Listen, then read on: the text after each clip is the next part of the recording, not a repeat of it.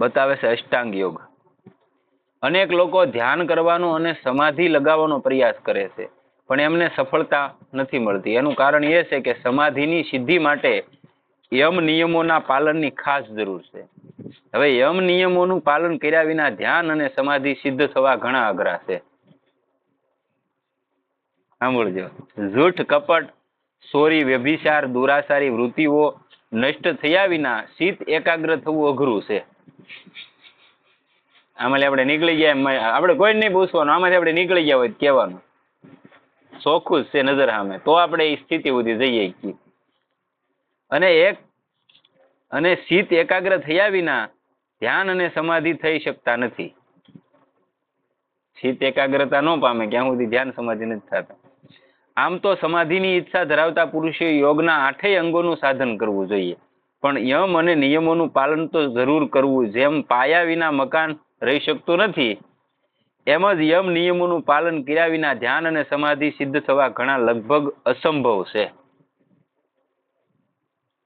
બોલવું આખો દી ખોટું, કરવી ઓલા પર ઓટે બેઠા બેઠા આખા ગામની, અને પછી એમ કહો કે હું ભગત થઈ ગયો ને હું સમાધિમાં વયો હતો, મને ટાઢા હેરડા આવે, તો કઈ ગામ ગાંડું છે. પણ જે આમાં અનુભવ કરવા વાળા માણસો છે અને જે રોજ શાસ્ત્રોનું અધ્યયન કરે છે એ ગાંડા ન હોય. સાહેબ તમે કેટલાક દી દુનિયાને છેતરો,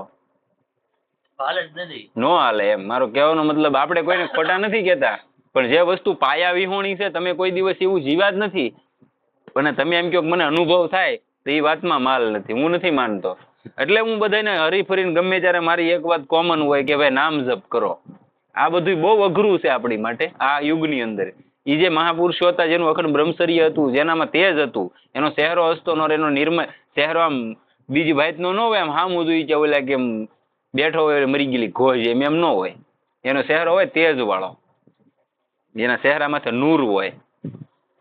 ઈ માણસો ઈ કરતા. આપણી માટે હરિનામ કીર્તન શ્રેષ્ઠ છે. હરિનામ તમે કરતા હો ને ત્યાં જ અમુક સ્થિતિ બનવા મળે, એવું છે. યમ નિયમોમાં પણ જે પુરુષ યમોનું પાલન નહીં કરીને કેવળ નિયમોનું પાલન કરવા ઈચ્છે છે, એનાથી નિયમોનું પાલન પણ સારી પેઠે નથી થઈ શકતું.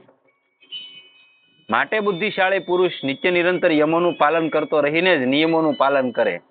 યમ નિયમનું પાલન કર્યા વિના ધ્યાન અને સમાધિ સિદ્ધ થવા ઘણા અઘરા છે. માટે યોગની સિદ્ધિ ઈચ્છનાર પુરુષે યમ નિયમોનું સાધન જરૂર કરવું. એમના પાલનથી ચોરી, વ્યભિચાર, જૂઠ, કપટ વગેરે દુરાચારોનો અને કામ, ક્રોધ, લોભ, મોહ વગેરે દુર્ગુણોનો નાશ થઈને અંતકરણ પવિત્ર થાય છે, અને એમાં ઉત્તમ ગુણોનો વિકાસ થઈને ઈષ્ટ દેવતાના દર્શન તેમજ આત્માનો સાક્ષાત્કાર થઈ શકે છે. ગમે રસ્તે જાઓ, તમારે ફાવે રસ્તો લઈ લેવાનો. જવાનું તમારે ક્યાં છે? અંતકરણની શુદ્ધિ માટે આ બધા સાધનો છે, બરોબર. અને જવાનું છે ઈશ્વર પાસે જ તે. તો એ બધાય કેળા લેવા અને આપણાથી ન થાય, આપણે ગ્રહસ્થ છીએ, પછી આપણા શરીર હારા નથી રહેવા દીધા, તોડી નાખ્યા, એવું બધું હેરાન થઈ ગયા છીએ, તો એની કરતા શ્રેષ્ઠમાં શ્રેષ્ઠ સાધન હરિનામ કીર્તન ને નામ જપસ છે ને. જવાનું તો ન્યાસ છે તમારે, તો નામ જપથી સ્થિતિ બની જાય છે કે તમારું અંતકરણ શુદ્ધ થઈ જાય છે, અને પરમાત્માના દર્શન સુધી તો નામે તમને પોગાડી જશે. ગુરુની કૃપાથી જે કઈ નામ મળ્યું, તમને ન મળ્યું હોય તો ભગવાનનું નામ જપ કરો તો એ તમને ગુરુ મેળવી જાય, તો તમને એ સ્થિતિ સુધી લઈ જાય છે નામ. તો આમ જાવ કે આમ જાવ, બધા કેડેથી જવાનું ન્યા છે, તો આપણે સરળ રસ્તો ગોતાય ને. આ નાની એવી ઉંમર છે 60 વર્ષની, ફડાઈ ક્યાં બોલે. એમાં 60 વર્ષમાં આપણે જિંદગીના વધે કેટલા, આપણને ભાન આવે ને ત્યાં 40 તો પૂરા થઈ ગયા હોય, હેરાન થઈ જાય ને. 40 તો પૂરા, 40 પછી આપણે પહોંચી ગયા હોય ત્યારે આપણને ભાન આવે કે ભગવાન વગેરે ખોટું છે. કેમ કે બધી કોરલી લબડી જાય ને ત્યારે ભગવાન દેખાય, બાકી એ પેલા નથી દેખાતો કોઈને, મને તમને કોઈને. અત્યારે 10 વર્ષની અંદર કોઈ સરળ સાધન થઈ જતું હોય તો આ થઈ જાય નામ જપ. પણ યમ નિયમોનું પાલન કર્યા વિના ધ્યાન અને સમાધિની વાત તો દૂર રહી, સારી પેઠે પ્રાણાયામ થવો પણ અઘરો છે. તમે નિયમોનું પાલન ન કરતો યમ નિયમોનું, તો પ્રાણાયામ તમે ન કરી શકો. તમે રોજનો નિયમ હોય કે હું અહીંયા બેહી અને રોજ હું એક અડધી કલાક કે 15 મિનિટ પ્રાણાયામ કર્યો, તમે બેહવાના સ્થિરતા નથી તમારામાં, તો તમે ક્યાંય કરી શકવાના છો. અને રોજ વહેલા ઉઠવું, એ બધી અમુક યમ નિયમો હોવા જોઈએ જીવનમાં. ઘણા લોકો પ્રાણાયામ માટે પ્રયત્ન કરે પણ સફળતા નથી મેળવતા. કામ, ક્રોધ, લોભ, મોહ વગેરે દુર્ગુણો તેમજ જૂઠ, કપટ, ચોરી, વ્યભિચાર વગેરે દુરાચાર તેમજ પ્રાણાયામની ક્રિયાના જ્ઞાનનો અભાવ જ સફળતામાં મુખ્યપણે બાધક છે. પેલા તો આ બધી વસ્તુનો જાણકાર માણસ તમને મળવો કઠણ છે. કાંઈ પણ એક માણસ મળી ગયો હોય, કોઈ જાણકાર ગુરુ હોય, તો એ તમને તમે કંગાળ હોવ ભાઈ, એવા તો સશક્ત હોય નહીં. આપણે ગામડાના માણસ કોક હોય હોમાં 2-5 જણા, તો એને ઓલો હરખો રસ્તો ન બતાવે, અને બતાવે તો બંડલ વાળાને બતાવે, નાના માણસને તો કોઈ બોલાવે નહીં. અને આ માર્ગ એવો છે, એમાં તમે પૈસા દઈને કોઈ વસ્તુ ખરીદી નથી શકતા. આ માર્ગ એવો છે. હા, તમને આગળ આપ્યું કુદરતો તો દેવાય આશ્રમમાં, આપણે નાય નથી પડતા, પણ ન્યાય જોઈને દેવું, મને ખબર. યમ નિયમોનું પાલન કરવાથી ઉપર કહેલા દુરાચાર અને દુર્ગુણોનો નાશ થઈ જાય છે. માટે પ્રાણાયામનું સાધન કરનારે પણ પહેલા યમ નિયમોનું પાલન કરવું. ઉપર કહેલા દુર્ગુણ અને દુરાચાર બધા સાધનોમાં બાધક છે. માટે ધ્યાન અને સમાધિની ઈચ્છા રાખનારા સાધકોએ દોષોનો નાશ કરવા માટે પહેલા યમ નિયમોનું પાલન કરીને જ યોગના અન્ય અંગોનું અનુષ્ઠાન કરવું. યોગમાં ઘણી જાતના તો આસનો હોય, આપણીથી એક આસનનો સિદ્ધ થયું હોય. આપણને કોઈ કીધું હોય સુખાસનમાં, સુખાસન એટલે આપણે જેમ બેઠા એ સ્થિતિમાં, સુખાસન માથે 1 કલાક બેસી શકો, શરીરને નહીં હલાવવાનું, મેરુદંડ સીધો રાખવાનો. નાસિકા, આમ નાસિકાની જે ભાગ આવે મધ્ય ભાગ, એમાં તે તમારી નજર કેન્દ્રિત થવી જો થાય, દ્રષ્ટિ એની માથે કેન્દ્રિત કરવાની અગ્રભાગમાં. 1 કલાક જો સુખાસનમાં આપણે ન બેસી શકતા હોઈએ તો બીજી વાત નહીં રાખવાની. એટલે હું કહું, જેમ છે એ સ્થિતિમાં સવો એ સ્થિતિમાં નામ જપ કરો, એ તમને ન્યા સુધી પહોંચાડી દેવા સક્ષમ છે આ યુગમાં. જે પુરુષ યોગના 8 અંગોનું સારી પેઠે સાધન કરી લેશે એવા પવિત્ર અંતકરણમાં જ્ઞાનની અપાર દીપ્તિ પ્રગટ થઈ જાય છે. અને જેને આ 8 અંગોના અમુક મહાપુરુષો અનુષ્ઠાન કરેલા છે અને યોગની સિદ્ધિ સુધી પહોંચી ગયેલા છે, શરીર હાવ હળવું ફૂલ થઈ જાય તમારું. યોગ વસ્તુ એવી છે કે આકાશમાં ઉડવા સુધીની ક્ષમતા માણામાં આવી જાય. એ ગમે એવો ઠંડુ હોય કે ગમે એવી ગરમી હોય, એને કઈ તકલીફ ન થાય. મેં એવા સાધુને જોયેલા છે કે ફૂલ આ પંચઅગ્નિ સ્નાન કહેવાય એને. પેલા ગંગાજીની અંદર, હવે એ બરફમાંથી જે પાણી આવતું એની વાત કરું, અહીંયા જે હરિદ્વારમાં ગંગાજી વહે એ નહીં, એમાંય નાવું જ્યાં ગયા છે ને ખબર છે, એમાં નાવું મુશ્કેલ થઈ જાય આ સમયમાં. તો હવે એ તો આવા સમયમાં શિયાળાની ફૂલ ઠંડીમાં, અને ત્યારે એને અમુક પહાડો માથે જવાનું હોય, અને ત્યારે એ બરફ પડે ને ત્યારે જ એ પહાડોમાં ઓલા પહાડ ને ઓલા પહાડથી ઓલા પહાડને એમ હાલતા હાલતા એ ત્યાં સુધી પગતા હોય. નહીતર તો સાલુમાં ન પગે, બરફ ન પડે પછી એકબીજા પહાડની માથે જઈ ન શકતો હોય સાધુ. એવા સમયમાં એ જતા હોય, અને એ તે પગમાં કાંઈ નહીં, જે સ્થિતિમાં એક લંગોટી પહેરેલી હોય એટલે સુધી કોપીને પહેરેલું હોય એ સ્થિતિમાં હાલ્યા જતા હોય, શરીરે કાંઈ નહીં. હું તમને બતાવું પછી છે મારામાં એ મહાપુરુષનું ઓલું. એટલે આવા છે. એને ક્યારે એ બધું સિદ્ધ થાય, એ પોતે વાત કરતા થાય કે આજના સમયમાં કોઈ એમ કહેતો હોય કે હું 8 અંગોનું પાલન કરી લઉં અને પ્રાણાયામ ને બધું કરી શકું, તો મને પોતાની કે કિડનીની તકલીફ થઈ ગયેલી છે ભાઈ, કે આનો ફેફસામાં એમાં તકલીફ થઈ જાય, અમુક શ્વાસની ગતિને ઊભી રાખી દેવી પડે. ત્યાં સમાધિમાં એમાં ત્યારે માણસ જાય, શ્વાસની ગતિ છે ને તમારે હાવ સૂક્ષ્મ થઈ જાય, ત્યારે સમાધિમાં જઈ શકો. એમને હેલી વાત નથી. અને પછી શ્વાસ બંધ થવા મળે, અને આ જે ફેફસા હોય ને, ફેફસામાં નુકસાન થવા મળે અમુક સમય, ન ખબર હોય, અથવા તો તમે બહુ આને જોર આપો શરીરને તો એવી તકલીફ થઈ જાય. એટલે બધી રીતે આ બધી વસ્તુ ગુરુની સામે રહીને કરવાની વસ્તુ હોય. બધા એમ કે અહીંયા મેં ઘણા સાંભળેલા, આપણે ગુજરાતમાં સૌરાષ્ટ્રમાં એવા ઘણા છે, કુંડલીની જાગૃત થઈ ગઈ, અમારે આમ થઈ ગયું. એટલે હું એ કઈ રમકડું છે જાગૃત થઈ જાય કુંડલીની? કુંડલીની શક્તિ જેને જાગૃત થઈ જાય ને, આમ કરે ને એટલે આમ કરીને ઉડે આકાશમાં, એટલી એની શક્તિ હોય. તમારા હાથ ચક્રો છે ને જાગૃત થઈ જાય, એને બીજું કઈ જાગૃત કરવું પડે નહીં. એ પોતે સ્વયં પરમાત્માની સંજ્ઞાને લાગવા મળે અમુક સમયની અંદર, જેના હાથ ચક્રો જાગૃત હોય ને એને. અને બધું આ જે સૂક્ષ્મણા છે એ જાગૃત થઈ જાય. કુંડલીની શક્તિ જાગૃત થાય ને પેલા સૂક્ષ્મણા જાગૃત થાય. સૂક્ષ્મણા વાળની 1000માં ભાગની પતલી નાડી છે, વાળ આપણો આવે કે નહીં એનાથી બારીક નાડી છે, અને એમાં અમૃતનો સ્ત્રાવ થાય. જાગૃત થઈ જાય તો હું નહીં માણા કરી શકે. અને કુંડલીની ત્યારે જાગૃત થાય જે આપણું કુંડલીનું મુખ છે નીચે છે, બરોબર, ત્યાંથી એનું ઉપર ઉઠે ત્યારે થાય ને, એમને તો થવાય ને. તો તમે સૂક્ષ્મણા ન જાગૃત કરી શકો તો કુંડલીની ક્યાંથી જાગૃત થાય ભાઈ? એટલે આવું છે, એમને ભણાવી ગયા ને આપણે અહીંયા માની લઈએ છીએ. જેથી એને ઈચ્છા અનુસાર સિદ્ધિઓ પ્રાપ્ત થઈ શકે છે. કીધું જેનું અંતકરણમાં જ્ઞાનની અપાર દીપ્તિ પ્રગટ થઈ જાય છે, અને જેથી એને ઈચ્છા અનુસાર સિદ્ધિઓ પ્રાપ્ત થઈ શકે છે. એ 8 સિદ્ધિ આવે, અણિમાન લઘુમાન એ બધી સિદ્ધિ આવે ને એને પ્રગટ થઈ જાય.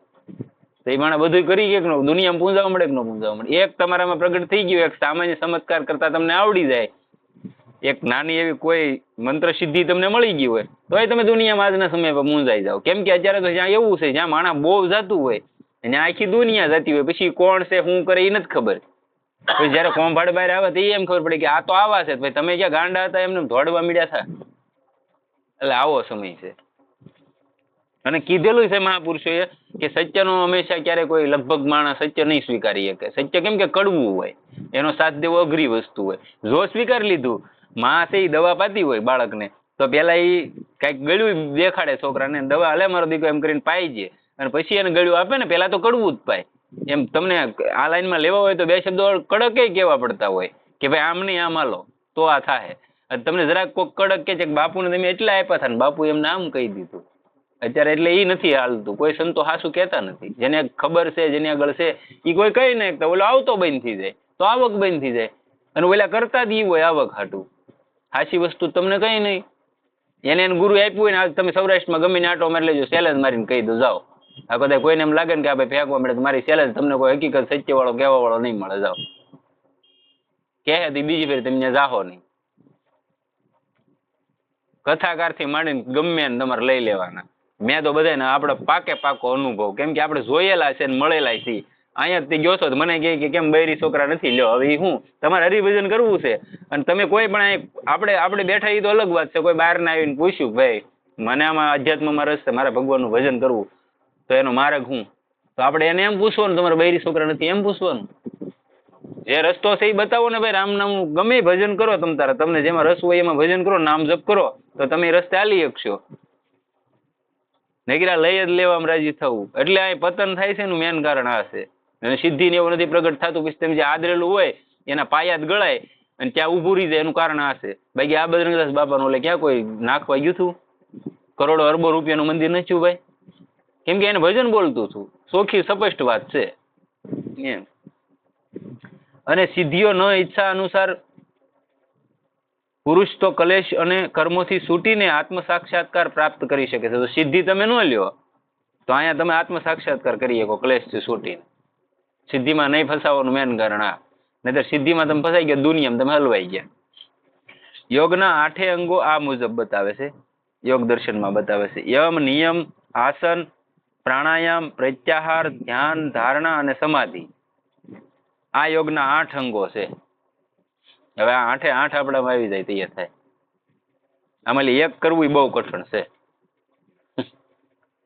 આ 8 અંગોની 2 ભૂમિકાઓ છે, બહિરંગ અને અતરંગ. ઉપર જણાવેલા 8 અંગોમાંથી પહેલા 5 ને બહિરંગ કહે છે, કેમ કે એમનો ખાસ કરીને બહારની ક્રિયાઓ સાથે જ સંબંધ છે. અને બાકીના 3 અંગો એટલે કે ધારણા, ધ્યાન અને સમાધિ એ અતરંગ છે, આ અંદરના સાધનો છે. અને આવડા જે 5 છે, યમ, નિયમ, આસન, પ્રાણાયામ ને પ્રત્યાહાર, આ 5 એ બહારના સાધનો છે. એમનો સંબંધ કેવળ અંતકરણ સાથે હોવાને કારણે એમને અંતરંગ કહે છે. અને મહર્ષિ પતંજલિએ એક સાથે આ ત્રણેયને સંયમ પણ કહ્યા છે. સરળ ભાષામાં એને સંયમ કીધો છે. હવે આ 8 અંગોનું સંક્ષેપમાં વિવેચન કરવામાં આવે છે. હવે જે અલગ અલગ બતાવ્યા છે એનું એ વિવેચન બતાવે છે. પેલા યમ બતાવે છે, અહિંસા, સત્ય, અસત્ય, બ્રહ્મચર્ય અને અપરિગ્રહ, આ 5નું નામ યમ છે.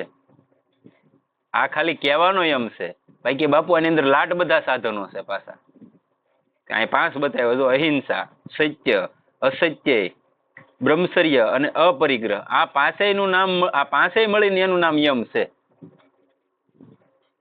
કોઈ પ્રાણી, કોઈ ભૂત પ્રાણી કે પોતાને પણ મન, વાણી, શરીર દ્વારા કદી કોઈ રીતે જરા પણ કષ્ટ ન પહોંચાડવાનું નામ અહિંસા છે. હવે અહીંયા એનું શરૂ થાય છે.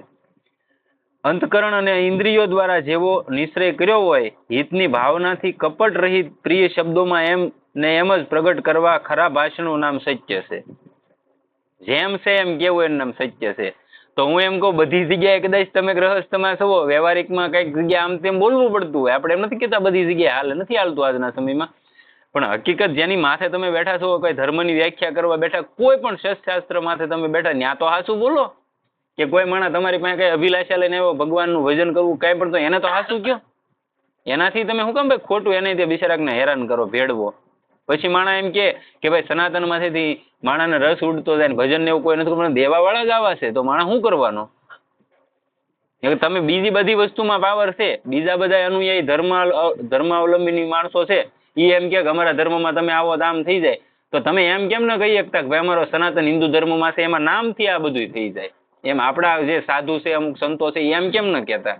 અહીંયા વાંધો છે. અંતકરણ અને ઇન્દ્રિયો દ્વારા જેવો નિશ્ચય કર્યો હોય, હિતની ભાવનાથી કપટ રહિત પ્રિય શબ્દોમાં એમને એમ જ પ્રગટ કરવા ખરા ભાષાનું નામ સત્ય છે. બરોબર? મન, વાણી, શરીર થકી કોઈ જાતના કોઈના સ્વત્વ હકને ન સોરવું કે ન છીનવું એ અસત્ય છે. જેનું છે એને રહેવા દેવાનું, આપણું નથી, એ ભાવના હોવી જોઈએ. હોય તો ઓલા કેમ કે જોયું નથી જવાનું, અને બીજાનું હોય તો પરણે કઈ આવી નથી જવાનું, અને આવ્યું હોય તો ટકવાનું નથી. યાદ રાખજો. મન, ઇન્દ્રિય અને શરીરથી સઘળી અવસ્થાઓમાં સદાય સર્વજાતના મૈથુનોનો એટલે કે કામ વિકારના અભાવનું નામ બ્રહ્મચર્ય છે. ખાલી એક જ ઇન્દ્રિય દ્વારા કામ ઉત્પન્ન થાય ને કામ ભોગ થાય એવું નથી. આ બીજી 5 છે ને એનથી થાય છે, એને સંયમમાં રાખવી પડે. આંખ છે એનો વિષય છે જોવાનો, એને જોઈ લીધું, અહીં કોઈ બેન ભારું તે ગાડી લઈને નીકળ્યા. હવે આપણે આંખે જોયું ને આપણે પ્રગટ કર્યું, આપણા મનમાં તો બીજું ઊભું કર્યું ને. આપણે એ જેમ બેઠા હતા કે નીકળ્યા, આવો માળા, આંખનો જોવાનો ધર્મ છે, એને જોઈ લીધું. તમે માલિકા હું કેમ એનો સંકલ્પ વિકલ્પ કરો? એનથી ઊભું છું કે ન છું? કાને સાંભળ્યું, બધા અલગ અલગ. પછી કોઈ તમને સ્પર્શ કર્યો, આ 5 ઇન્દ્રિયો એનું એક કામ ભજવે છે, તો બધી જગ્યાએથી બસવું પડે એમ. આનું નામ બ્રહ્મચર્ય છે. શબ્દ, સ્પર્શ, રૂપ, રસ અને ગંધ ને ઉપજાવનારી કોઈ પણ ભોગ સામગ્રીનો કદી સંગ્રહ ન કરવો એ અપરિગ્રહ છે. આ અપરિગ્રહનું ઉદાહરણ તમને પરીક્ષિતમાં સ્પષ્ટ દેખાય. પરીક્ષિત રાજાએ ના પાડી હતી કોઈએ, અને છતાં એને, જો કે એનું એક વિધાન હતું, વિધાતાનું એ અલગ વસ્તુ છે, પણ છતાં એનામાં આવ્યો હતો તો એ જ ભાવ ને. નકર તો એ ક્યારે આવો મહાન તેજસ્વી માણસ જેને કૃષ્ણ ભગવાને ગર્ભમાં સાક્ષાત દર્શન આપ્યા હોય, એ સાધુના ગળામાં સર્પ થોડો નાખે મરી ગયેલો. પણ એને જે મુંગટની ના પાડી હતી, જરાસનનો મુંગટ હતો, અને દરવાજો ખોલીને મુંગટ પહેરીને શિકાર ખેલવા ગયો હતો.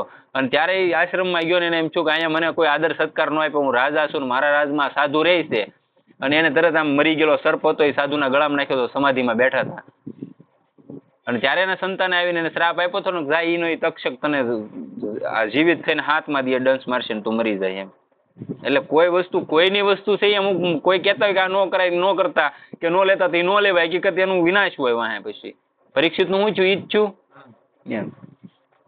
આ 5 યમોનું બધી જાતિ, બધા દેશ અને બધા કાળમાં પાલન થાય, તેમજ કોઈ નિમિત્તે પણ એમનાથી અવળા એવા હિંસા વગેરે દોષો ન અસરાય તો એમની સંજ્ઞા મહાવ્રત થઈ જાય. આ 5 આપણામાં આવી જાય તો મહાવ્રત થઈ જાય. આવી જાય ન આવે. જાતિ, દેશ, કાળ અને નિમિત્તથી અનવસીન અખંડ યમોનું સાર્વભૌમ પાલન મહાવ્રત થાય છે. અને સાર્વભૌમના નીચે લખ્યા પ્રમાણે પ્રકારો છે. મનુષ્ય અને મનુષ્યેતર, સ્થાવર, જંગમ પ્રાણી તથા મનુષ્યોમાં હિન્દુ, મુસલમાન, સનાતની, અસનાતની વગેરે ભેદોથી કોઈની સાથે પણ યમોના પાલનમાં ભેદ ન કરવો જાતિગત સાર્વભૌમ મહાવ્રત છે. જે મહાપુરુષો થઈ ગયા એની પાસે દુનિયાનો કોઈ પણ માણસ આવ્યો છે, તે એક તમારા કલ્યાણ માટે જ નહીં કીધું. દેવરા બાબા થઈ ગયા, એની પાસે ઘણા માણસો રિપોર્ટરો ની જાતા, મેં એનો વિડીયો જોયેલા છે. એમ કેતા, એક જ શ્લોક બોલતા, કૃષ્ણાય વાસુદેવાય હરે પરમાત્માને. એ શ્લોક બોલીને એમ કે ભાઈ આખા જગતનું કલ્યાણ થાય. ક્યારે એમ ન કીધું મારા ભારતનું કલ્યાણ થાય, કે એને સમજવો ભાવ આવી ગયો હોય. આ ભાવ થઈ જાય. જુદા જુદા ખંડો, દેશો, પ્રાંતો, ગામડા, સ્થાનો તેમજ તીર્થ, અતીર્થ વગેરેના ભેદથી યમના પાલનમાં કોઈ જાતનો ભેદ ન રાખવાથી એ દેવગત સાર્વભૌમ મહાવ્રત થાય છે. અને વર્ષ, માસ, પક્ષ, સપ્તાહ, દિવસ, મુહૂર્ત, નક્ષત્ર તેમજ પર્વ, અપર્વ વગેરેના ભેદોથી યમના પાલનમાં કોઈ રીતે પણ ભેદ ન રાખવો એ કાલગત સાર્વભૌમ મહાવ્રત કહેવાય. યજ્ઞ, દેવપૂજન, શ્રાદ્ધ, દાન, વિવાહ, ન્યાયાલય, ખરીદ વેચાણ, આજીવિકા વગેરેના ભેદોથી યમના પાલનમાં કોઈ જાતનો ભેદ ન રાખવો સંયમ નિમિત્ત ગત સાર્વભૌમ મહાવ્રત છે. તાત્પર્ય એ છે કે કોઈ દેશ અથવા કાળમાં કોઈ જીવ સાથે કોઈ પણ નિમિત્તે હિંસા, અસત્ય, ચોરી, વ્યભિચાર વગેરેનું કદી કોઈ રીતે પણ આચરણ ન કરવું તથા પરિગ્રહ વગેરે ન રાખવા, આને સાર્વભૌમ મહાવ્રત કહેવાય. ત્યારે તમે તમારામાં 5 આવ્યા એમ ગણાય.